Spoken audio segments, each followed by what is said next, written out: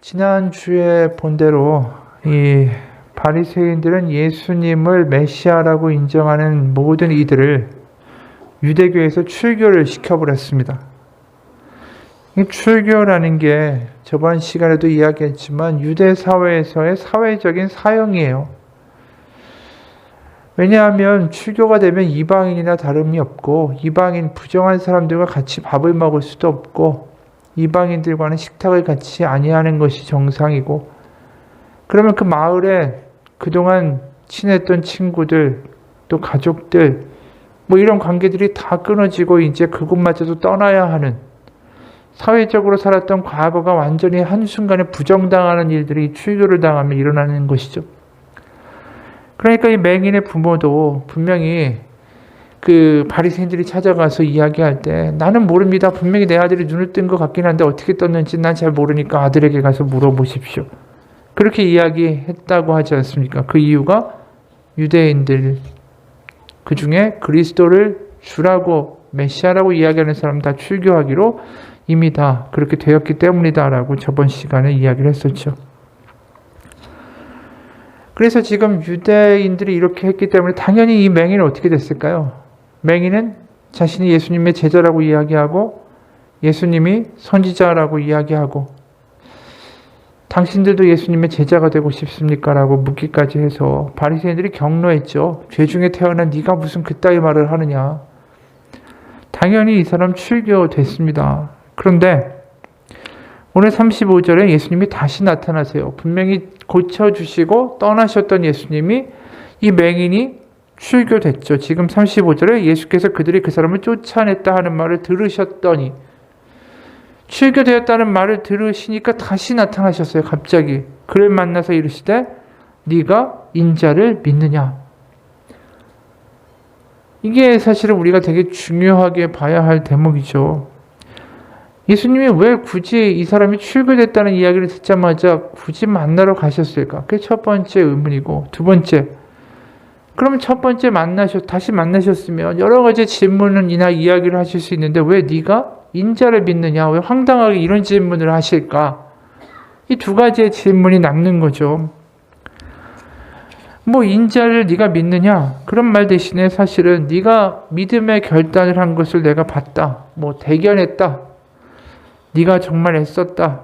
너의 믿음을 내가 봤다. 두려워하지 말라. 이런 위로의 말씀이나 또 어떤 격려의 말씀을 하실 수가 있는데 예수님이 하신 말씀이 웬 질문이에요. 네가 인자를 믿느냐. 좀 생뚱맞다라는 것이죠. 굳이 찾아가셔서 이 질문을 꼭 하셔야만 했을까? 이게 이렇게까지 중요한 질문이었기 때문에 가셔야만 했을까라는 것이죠.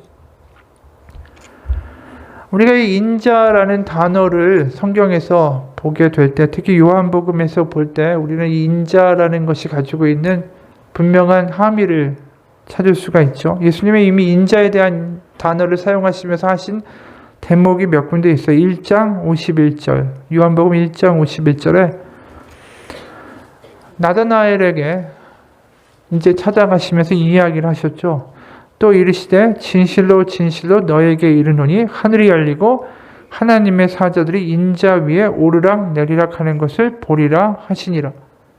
그 인자라는 단어가 나올 때마다 어떤 이야기가 이루어지냐 하면 하늘과 이 땅을 연결해 주는 역할이 인자에 들어있다라는 걸 알게 돼요. 3장 13절부터 15절.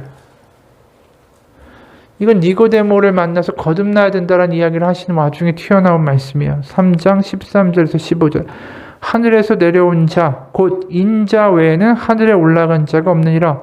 모세가 광야에서 뱀을 든 것 같이 인자도 들려야 하리니 이는 그를 믿는 자마다 영생을 얻게 하려 하심이니라.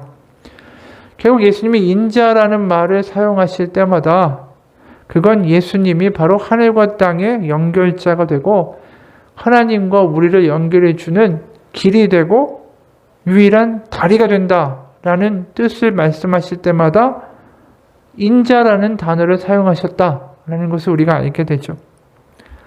그럼 왜 그런 말씀을 굳이 이 타이밍에 다시 나타나셔서 맹인에게 이야기하셨을까? 그건 맹인이 더 이상 유대교 안에서 이제 성전에 출입도 안 되죠. 그리고 제사를 드릴 수도 없어요. 이방인이니까. 무슨 이방인이 감히 어떻게 성전 입구나 근처에 들어오겠어요? 들어올 수가 없는데. 그럼 하나님과의 어떠한 교제의 길도, 하나님께 나아갈 수 있는 길도 끊긴 거죠. 출교당하면서. 이제 그렇다고 사람들은 믿고 있는 상황이 된 거예요. 이제 더 이상 저 사람은 하나님께 나아갈 길, 구원의 길은 더 이상 없다. 이렇게 된 거죠. 출교로.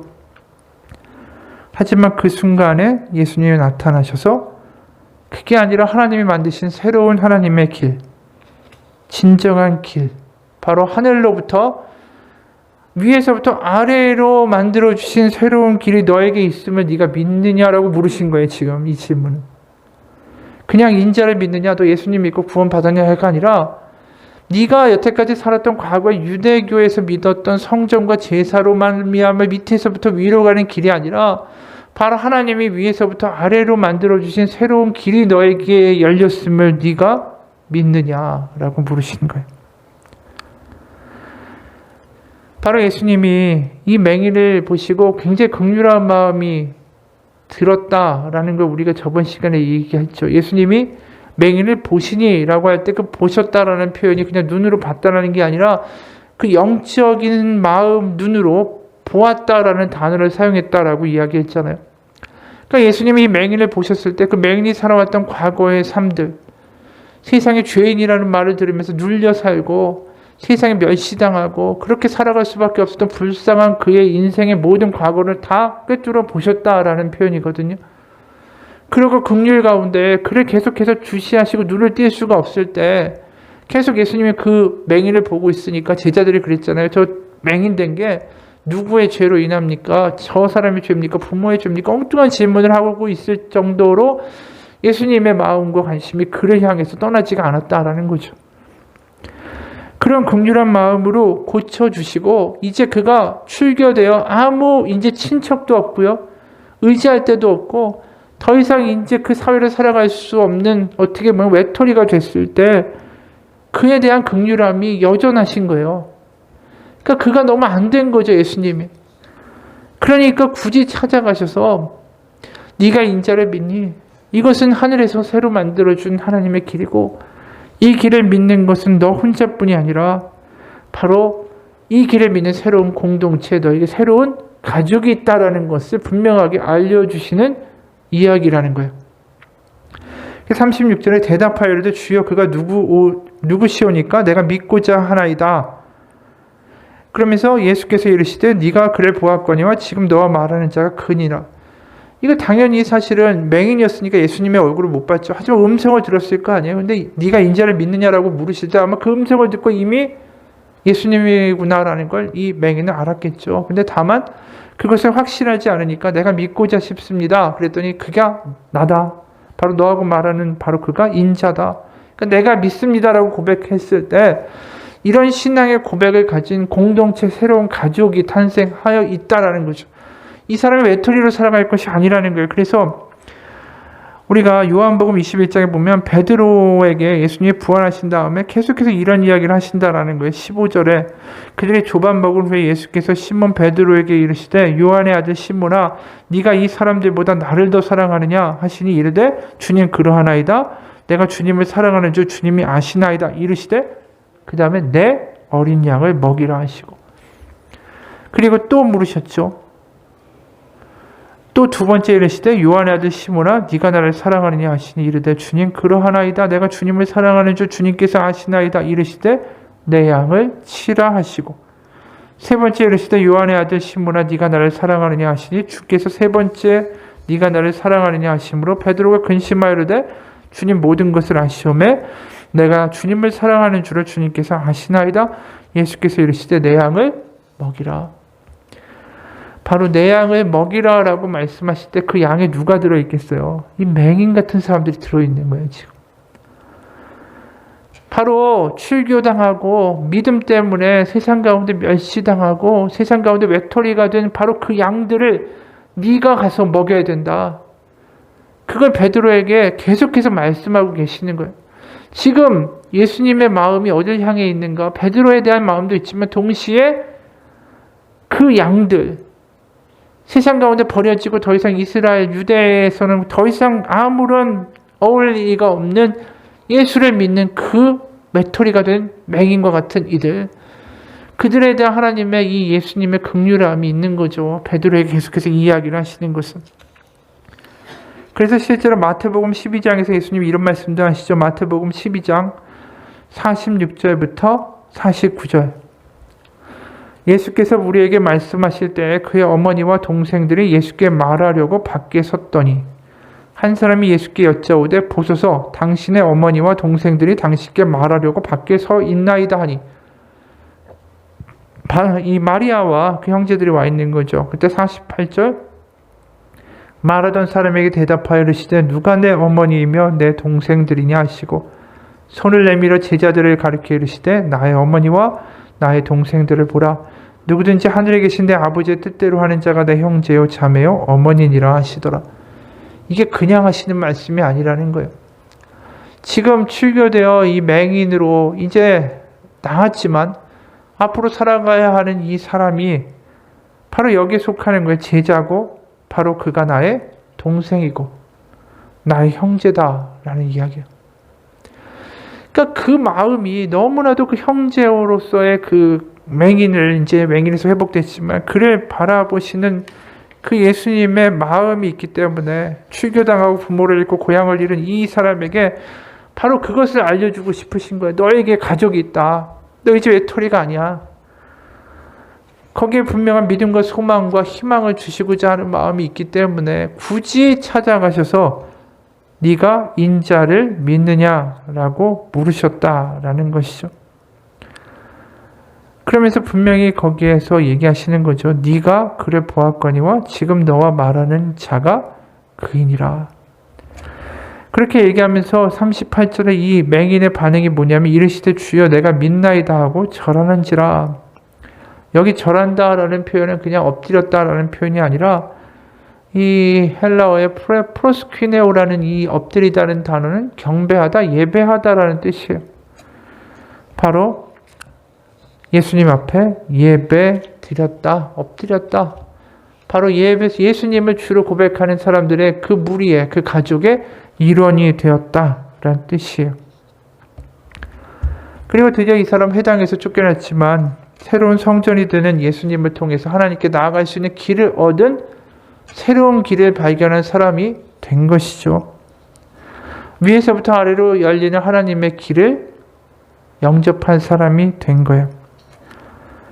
그러면서 예수님이 그에게 이런 말씀을 덧붙이시죠. 39절 예수께서 이르시되 내가 심판하러 이 세상에 왔으니 보지 못하는 자들은 보게 하고 보는 자들은 맹인이 되게 하려 함이라 하시니. 이 이야기를 바리새인들도 같이 들었죠. 근데 지금 이 이야기가 뭡니까? 주님이 열어주시고자 하는 생명의 길을 알아보는 사람들은 세상에서 맹인이라고 불리는 사람들은 알아봤고요. 거꾸로 나는 너무나도 잘 보인다. 나 하나님의 길을 너무 잘 알아. 하나님의 법도 잘 알아. 잘 본다고 하는 사람들은 맹인이 되는 일이 벌어지고 있어요. 그러니까 하나님의 길이 너무 잘 보여라는 사람들은 오히려 하나님의 자손 아브라함의 자손이 아니라고 얘기를 듣고 오히려 저긴 저주받은 자라고 이야기하고 눈이 보이지 않는 맹인들은 거꾸로 하나님의 생명의 길을 발견하는 사람들이 되는 역전의 일이 벌어지고 있다는 것이죠. 결국 이 일을 통해서 뭘 보여주게 됩니까?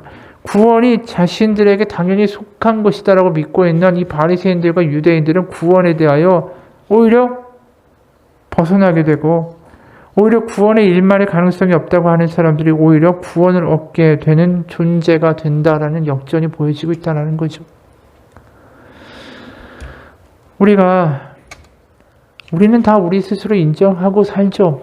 우리는 하나님의 은혜 없이는 살 수 없는 사람들이고 우리가 구원의 가능성이 내 스스로에게 있다라고 자신할 수 있는 그 어떠한 근거도 우리에게는 없다라는 걸 우리 인정하는 사람들 아닙니까? 그게 인정이 되면 우리는 이 맹인의 자리에 서 있는 거고 나는 그래도 괜찮다, 괜찮은 사람이지라고 스스로 생각하는 모든 사람들은 사실은 오히려 바리새인의 자리에 서 있는 거죠. 우리의 능력으로 구원을 받을 수 없다라는 것은 분명합니다. 어느 목사님이 전에도 이런 이야기를 한 걸 읽어드렸는데 우리 집 근처에 해변처럼 인위적으로 완만한 경사를 이루게 만든 수영장이 있다. 나이 2살 된 아들 벤자민은 그 경사를 따라 풀장 안으로 걸어 들어가면서 본능적으로 내 손을 꽉 쥐었다. 녀석은 물이 점점 깊어지자 내 손을 더욱더 힘껏 붙잡았다. 그러나 2살 된 아이가 붙잡는 힘은 그렇게 강하지 않았다. 곧 녀석이 내 손을 붙잡는 게 아니라 내가 녀석의 손을 꽉 붙잡는 형태로 바뀌었다. 왜냐하면 녀석의 힘에만 맡겨놓으면 내 손을 놓칠 것이 분명했기 때문이다. 내가 그 녀석의 손을 놓지 않겠다라고 하는 한 이 녀석은 안전하다. 그럴 경우에는 이 녀석이 내 손을 놓으려고 해도 놓을 수가 없기 때문이다. 그렇죠. 우리가 주님의 손을 잡는다고 하지만 우리의 힘이 얼마나 연약해요. 주님이 꽉 쥐어주지 않으시면 우리는 떨어져 나갈 수밖에 없어요. 파도가 치고 바람이 불고 상황이 어려우면 우리의 힘으로 버틸 수가 없으니까. 그게 우리의 존재의 모습이에요. 근데 바리새인들은 자신들의 힘으로 하나님을 꽉 잡고 우리는 끝까지 갈 수 있다라고 말하는 이 말도 안 되는 이야기를 하고 있었다라는 것이죠. 하나님 안에서 지혜로운 자는 뭡니까? 나는 무능합니다. 하나님의 은혜 아니면 안 됩니다를 인정하는 사람들이 하나님의 지혜를 받는 자들이에요. 왜요? 내가 지혜 없으니까 하나님을 갈급해하고 내가 못났으니까 하나님을 수시로 구할 때마다 그럴 때마다 우리 가운데 가까이 오신 하나님을 경험할 수 있기 때문이라는 것이죠. 바리새인들 스스로 지혜 있다, 스스로 하나님을 안다라고 이야기하면서 나는 하나님을 꽉 쥐었다. 나는 아브라함의 자손이다. 우리는 구원받는 것이 당연하다라고 이야기하고 있는 어리석음을 보여주고 있다라는 것입니다. 이게 얼마나 답답한 이야기인지 몰라요. 구원은 우리에게 속한 게 아니라 하나님께 속한 것이기 때문이죠. 주님이 우리를 거룩하다고 봐주셔야 되는 거지 우리 스스로 거룩했다고 내가 스스로 거룩해질 수 있다라고 말할 수 있는 우리는 그런 존재가 아니라는 거예요. 우리가 전에도 제가 한번 이야기했지만 상대적인 거룩함과 절대적인 거룩함은 전혀 다르다라는 것이죠. 바리새인들이 스스로 나는 괜찮다라고 존재감을 느꼈던 게 뭡니까? 비교함이에요. 내가 저기 있는 부정한 이방인들, 죄 지은 사람들 11조 안 내고 헌금 안 내고 금식 안 하고 성전에 나가 제대로 기도하지 않는 저들보다 내가 훨씬 낫습니다. 라고 하면서 난 구원에 합당한 자라는 생각을 가졌다라는 것이죠. 근데 그건 상대적인 거룩함일 뿐이에요. 우리가 절대적인 거룩함 앞에 서게 되면 그 누구도 내가 거룩하다고 말할 수가 없어요. 우리가 바다 앞에 섰을 때 거기서 내가 정말 위대한 존재라고 말할 수 있는 사람이 얼마나 되겠어요. 바다 앞에 서면 다 와, 내가 정말 작은 존재구나라는 것을 절감하게 되는 거죠. 하나님 앞에 서면 그 누구도 내가 거룩하다라고 말을 할 수 있는 그런 깜냥이 안 돼요. 실제로 이사야 6장에 보면 그가 하나님을 만나자마자 뭐라고 얘기를 하냐면 이사야 6장 5절 구약이에요. 그때 내가 말하되 화로다 나여 망하게 되었다. 나는 입술이 부정한 사람이요 나는 입술이 부정한 백성 중에 거주하면서 만군의 여호와이신 왕을 배었음이로다 하였더라. 하나님을 보자마자 제일 먼저 터져 나온 게 나는 망하게 됐다라는 거예요. 나는 부정한 자고. 그게 너무나도 직감적으로 느껴지는 거예요. 이게 절대적인 거룩함을 만났을 때 느껴지는 감정이라는 거예요. 내가 얼마나 더러운지. 그게 확 느껴지는 거예요. 그런데 지금 바리새인들은 상대적인 거룩함에 취해서 내가 구원받을 만한 자격과 존재가 있다라고 자꾸만 이야기하는 겁니다. 여러분, 구원은 당연한 게 아니에요. 하나님의 일방적인 은혜입니다. 전에도 얘기했지만 우리가 교회에 점점 오래 다닐수록 하나님 나 사랑하시지? 그렇지 난 구원 받겠지 뭐. 아니면 하나님이 사랑하시지라는 이야기가 이 엄청난 이야기로 안 들리고 그냥 그렇구나. 담담하게 받아들여지기 시작하고 감격이 사라지기 시작하고. 그래서 우리가 믿음 가운데 가장 해로운 게 뭐다? 내게 주어진 것이 당연하다고 여기는 게 가장 해로운 것이다 라고 이야기를 했었죠. 믿음의 가장 해로운 게 모든 게 당연하다라고 여겨지는 태도예요. 그러면서 우리의 신앙이 점점 죽어가기 시작한다라는 거죠. 하나님 안에서 은혜 아니면 안 돼요. 당연한 거는 없습니다. 어떤 책에 이런 내용이 있어요. 샌들포드라는 마을에 들토끼들이 아주 평화롭게 살고 있었대요. 어느 날 이 마을에 개발 계획이 생기면서 중장비를 가지고 온 인간들이 토끼들의 안식처를 다 갈아엎었어요. 이 들토끼들이 살던 마을을 떠나 살기 좋은 곳을 찾아다니면서 유랑하다가 다른 토끼들과 마주쳤습니다. 그 토끼들은 크고 살이 찌고 털에 윤기가 흘렀대요. 가장 기름지고 살찐 토끼가 여기는 지상 천국이야. 밖에 나가지 않아도 안에서 먹기 좋은 사료와 깨끗한 물이 항상 준비되어 있지. 토끼장에 철망도 있어서 들짐승으로부터 위협을 당하는 일도 없어. 라고 말하자 이 들토끼들이 너무 부러워한 거예요. 이때 들토끼를 이끌고 원래 살던 때를 이제 뛰어나왔던 그 들토끼 무리를 이끌던 그 대장 토끼 또 들토끼들이 같이 모여가지고 이게 도대체 어떻게 된 거냐. 저 토끼들은 어떻게 저렇게 살이 찌고 털이 윤택하고 깨끗한 물과 먹기 좋은 사료를 늘 먹을 수 있는가. 비밀을 찾아보자 라고 했다라는 거예요. 어느 날 가장 살찌고 기름진 토끼, 그 자랑하고 말하던 토끼가 보이지 않는 거예요. 그래서 들토끼들이 물었어요. 근데 아무도 행방을 몰라요. 그래서 알아보다가 보니까 토끼장 밖에 나뭇가지에 걸려있는 올가미 밧줄을 봤습니다. 그리고 창고에는 토끼 털과 가죽이 있었고 농부가 스튜를 끓이고 있었어요. 고기를 넣고. 들토끼들이 가장 살찐 토끼가 왜 없어져 가는지를 아느냐라고 물었을 때 살찐 토끼들이 이렇게 대답했다라는 거예요. 우리는 그것에 대해 생각하고 이야기하고 싶지 않아. 우리는 그냥 주는 사료를 매일매일 먹을 뿐이지. 살찐 토끼들이 안주하면서 주는 거 먹기만 했을 뿐이지 아무것도 안 했을 때 결국 이런 비극이 나타났다라는 거죠. 결국 다 잡혀먹은 거 아니겠어요? 이 이야기를 보면서 그런 생각이 들어요. 우리가 그냥 하루하루 그냥 주어지는 대로 아무 생각 없이 살다 보면 결국 어느 날 갑자기 이제 우리의 운명의 때가 오겠죠. 근데 이게 세상에 먹여주고 세상에 그냥 살아가는 대로 살아가는 게 과연 맞는 길일까? 이 들토끼들이 볼 때는 부러운 것처럼 보이지만 결국 그게 비극의 길 아니었냐라는 거죠. 우리가 아무 생각 없이 산다는 게 좋은 게 아니에요. 영적인 맹인인 사람들, 지금 이 바리새인들은 그냥 우리가 괜찮다라는 생각을 가지고 당연하다고 생각하고 매일매일 살았던 사람이 예수님이 아무리 너희들 맹인이라고 이야기해도 그게 안 들리던 사람이었다라는 것이죠.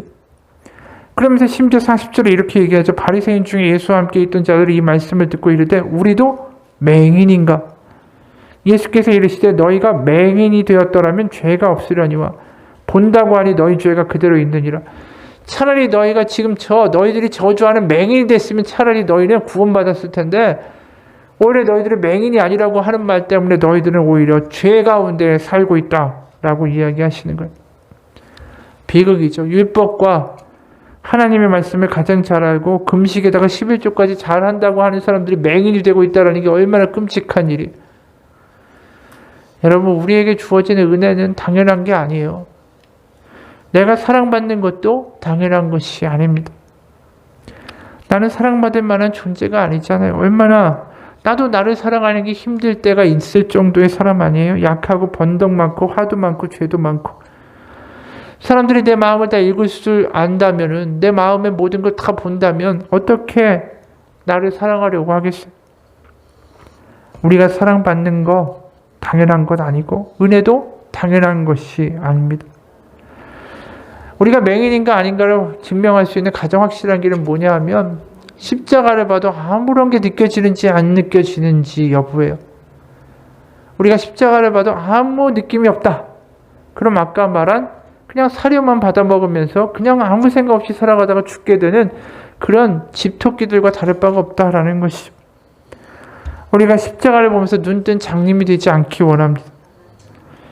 여기 인자를 믿느냐라고 말씀하실 때 그 예수님이 그에 대한 긍휼함도 넘치시고 새로운 가족과 네가 혼자 아니다, 외톨이가 아니다라는 걸 이야기하고 싶어하는 마음도 있으시면 동시에 인자라는 이야기를 뱉을 때마다 그 십자가의 고통을 당하셔야 되는 예수님의 마음은 어떨까 우리가 생각해 보기 원해요. 이 인자라는 말을 하실 때마다 이제 십자가가 결국 그 예수님의 결말이 돼야 되고 인자가 되시기 위해서 예수님이 겪으셨던 그 고난이 얼마나 끔찍한 것이었는가. 마태복음 27장 46절에 보면 예수님 십자가에 못 박히셔서 이렇게 얘기하시잖아요. 나의 하나님 어찌하여 나를 버리셨나이까. 그 이야기는 예수님이 얼마나 하나님과 친밀한 관계였어요. 주님이 하나님이 내 안에 내가 하나님 안에 너희가 내 안에 내가 너희 안에 있기를 원한다라고 말씀하셨던 그 하나님과 친밀하게 살아가셨던 그 예수님이 십자가에서 어떤 일이 벌어졌냐면 하나님과 완전히 단절된 거예요. 하나님께 버림받았다라는 거죠.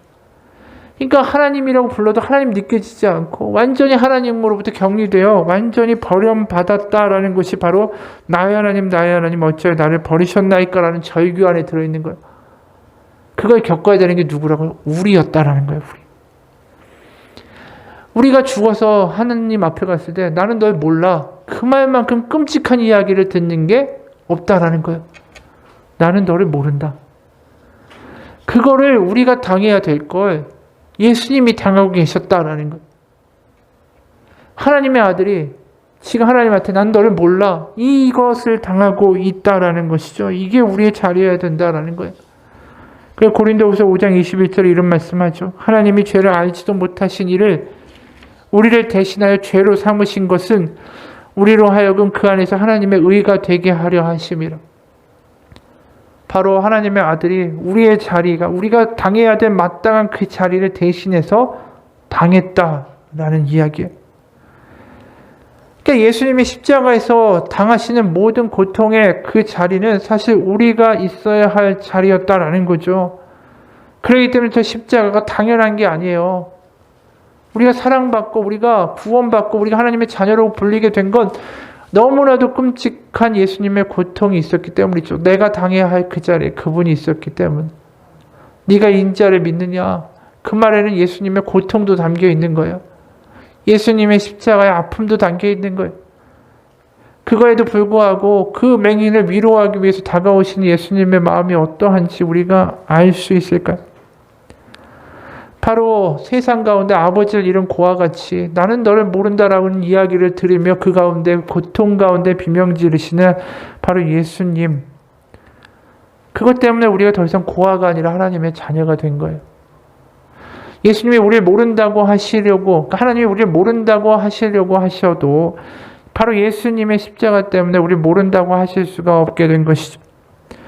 바로 예수님 우리를 하나님으로부터 다시 데려가시기 위해 하나님을 다시 결합시키기 위해서 그분이 고아가 되시는 고통을 당하셨다라는 것이죠. 그러면서 이런 기도도 하세요. 누가복음 23장 34절. 아버지 저들을 사하여 주옵소서. 자기들이 하는 것을 알지 못함이니이다. 자신의 십자가를 못 박는 병사들을 위해서 이렇게 이야기하셨어요. 예수님의 이 고통 가운데 우리가 생각해 보면 저들을 저주하옵소서. 저들의 죄를 하나님 그냥 넘기지 마옵소서. 멸망을 위해서 기도한 게 아니라 예수님은 끝까지 저들을 용서해 달라고 기도하셨다라는 것이죠. 그러니까 지금 예수님의 오로지 관심은 저주를 받아야 할 우리의 존재를 어떻게든 아버지께로 끌고 가고자 하는 마음 하나밖에 없다라는 걸 우리에서 십자가에서 하시는 그 은혜의 장면을 보게 되죠. 우리가 당연한 은혜라는 건 없어요. 예수님의 십자가가 없었다면 우리는 하나님의 자녀가 될 수 있는 깜냥이 아니라는 거죠. 맹인이 눈을 뜬 것처럼 그 인자라는 말에 감격하고 전율할 수 있는 사람이 됐으면 좋겠어요. 하나님의 아들이 사람의 몸을 입고 이 땅에 오셨다. 그리고 고통을 당하셨다. 내가 당해야 될 자리에 그분이 서셨다. 하나님이 나는 널 몰라라고 이야기할 걸 내가 들어야 할 걸 그분이 들으셨고 내가 당해야 할 고통을 그분이 당하셨다. 그 인자라는 말 가운데 그 넓이와 깊이와 폭을 아는 우리가 되기를 원합니다. 그 인자라는 말 한마디에 담긴 그 뜨거운 하나님의 마음, 우리를 향한 애타는 사랑과 동시에 그분이 당하셔야 할 놀라운 그 고통의 신비와 그래서 맹인을 만나고 그 말 한마디가 너무나도 우회인 것 같고 짧은 말인 것 같지만 네가 인자를 믿느냐 그 말이 가진 무게와 파워가 얼마나 큰지 몰라요. 오늘 우리에게도 물으시죠. 네가 인자를 믿느냐.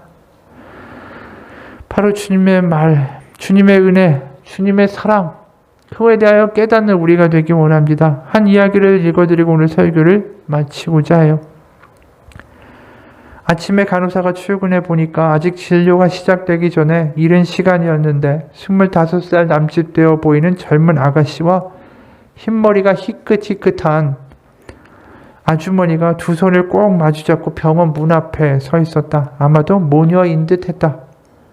업무 시작 준비를 하는 동안에도 두 모녀는 맞잡은 손을 놓지 않은 채 작은 소리로 이야기를 주고받기도 했고 엄마가 딸의 손을 쓰다듬으면서 긴장된 그러나 따뜻한 미소를 보내며 위로하고 있었다.